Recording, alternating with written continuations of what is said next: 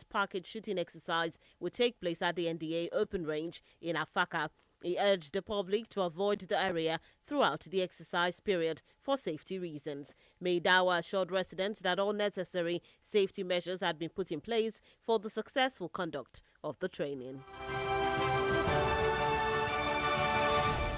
Former Jigawa State Governor Alhaji Sule Lamido has officially declared his intention to contest for the position of the national chairman of the People's Democratic Party, PDP. Lamido made the announcement on Monday via his verified Facebook page, stating that he would visit the party's national headquarters, Wadata Plaza, Abuja, to purchase his nomination form. The former Minister of Foreign Affairs said his ambition is driven by a commitment to rebuild and strengthen the PDP ahead of future elections, stressing that his resolve to restore the party's lost glory remains firm. And in Lagos State, at least 15 people were rescued after a two-story building collapsed in the early hours of today at number 54 Cole Street Cemetery Bus Stop, Oyingbo, Lagos. The incident occurred around 12:20 a.m., throwing the neighborhood into panic as residents and emergency responders rushed to save those trapped. Officials of the Lagos State Fire and Rescue Service led the operation, confirming that the building had earlier been marked as distressed before it gave way. According to the Controller General of the Lagos State Fire and Rescue Service, Margaret Adesheye, the rescued victims, 7 men, 4 women, and 4 children, sustained varying degrees of injuries.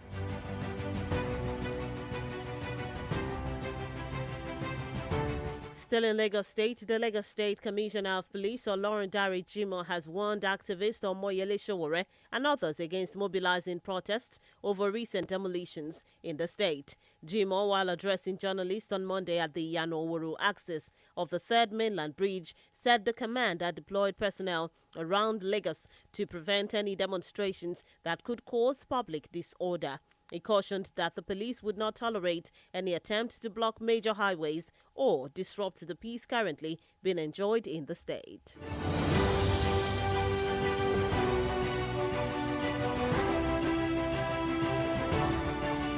Still on the local scene, the Osun State chapter of the All Progressives Congress APC has dismissed a purported list of consensus candidates circulating on social media, describing it as fake and politically motivated.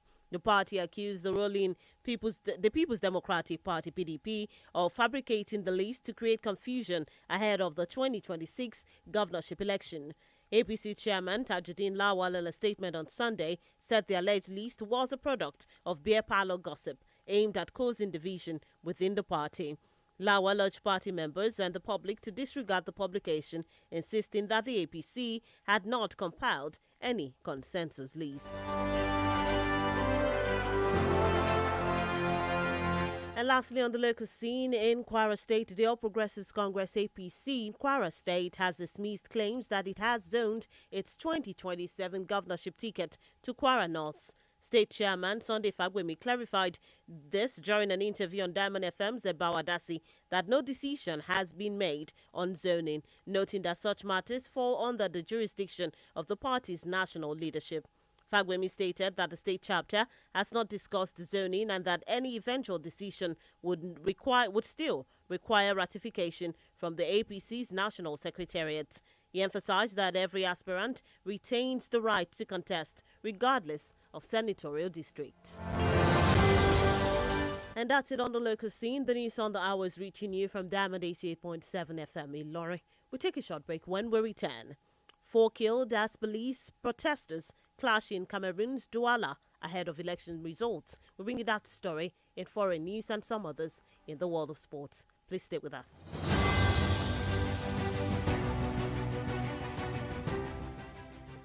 Follow us on social media, Facebook, Twitter, and Instagram at Diamond887FM. Diamond FM, shining supreme.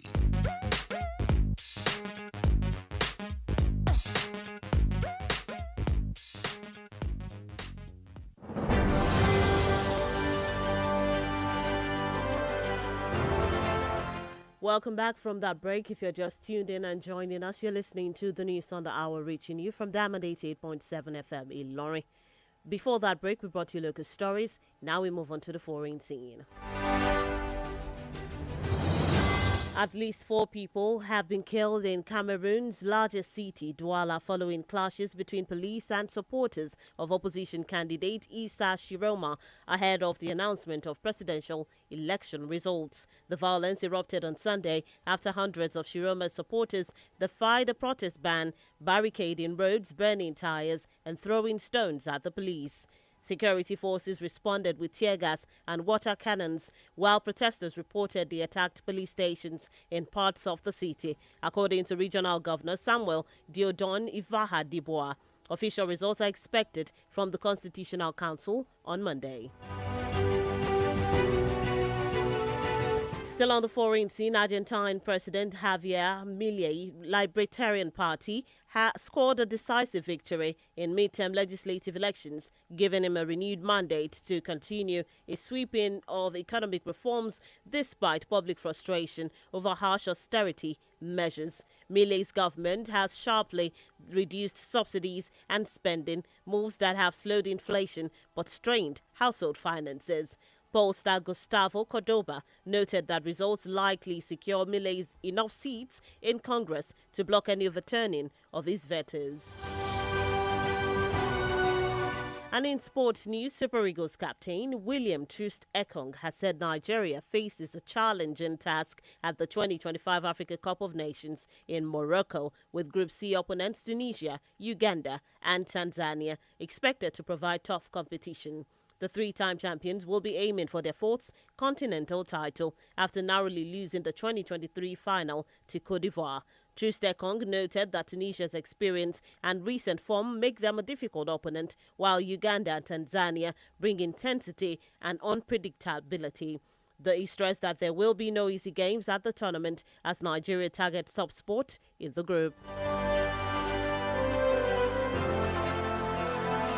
Still in sports news, Super Falcons head coach Justine Madugu says his team is prepared for a tough battle against the Amazons of Benin Republic in the return leg of the 2026 Women's Africa Cup of Nations qualifier.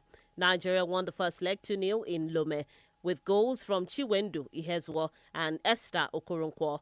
Madugu noted that the Falcons will take nothing for granted despite the advantage, stressing that the Beninois side will, with several professionals from Europe and North Africa, proved their quality in the first encounter. He added that the team's focus is on sealing qualification for the 2024 WAFCON finals in Morocco and ultimately defending their continental crown while securing a ticket to the 2027 Women's World Cup in Brazil. And that's it in the exciting world of sport. With that, we've come to the end of the news on the hour. But before we go, here is a recap of the major highlights. Nnamdi Kanu refuses to open defense, insists no charge against him. Former Jigawa Governor Lamido declares bid for PDP national chairmanship. 15 rescued as 2-story building collapses in Lagos. APC denies zoning governorship ticket to Kwara North. On the foreign scene, 4 killed as police protesters clash in Cameroon's Douala ahead of election results. And in sports, Captain Troost Ekong predicts tough AFCON group for Super Eagles. And those are the major headlines as brought to you this afternoon. But before we wrap up the news, we take a look at our Today in History segment. Did you know that on this day in 1958, the British government and Nigerian delegates at the 1958 Constitutional Conference agreed on a framework that set the date of independence for Nigeria as October 1st, 1960? Now you know. For news coverage or information about happenings around you, kindly contact the Diamond FM newsroom number on 091 606 27526 091 606 27526 to join us at 3 p.m. for the news flash and at 5 p.m. for the news across the world for a comprehensive bulletin. Log on to our website www.diamondfm.net to keep up to date with us from any part of the world. Download our app on Google Play Store and iOS Apple Store, Diamond FM. You can also follow all our social media platforms at Diamond 887 FM on Instagram and Facebook, at Diamond FM Ilori, on YouTube at Diamond 887_FM on X. The news on the hour was edited by Adeyemi Adewale.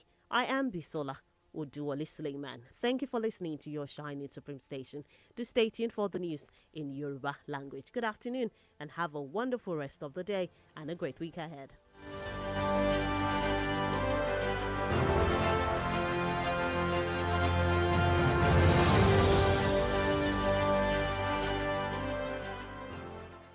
You cannot control me. You cannot. Okay.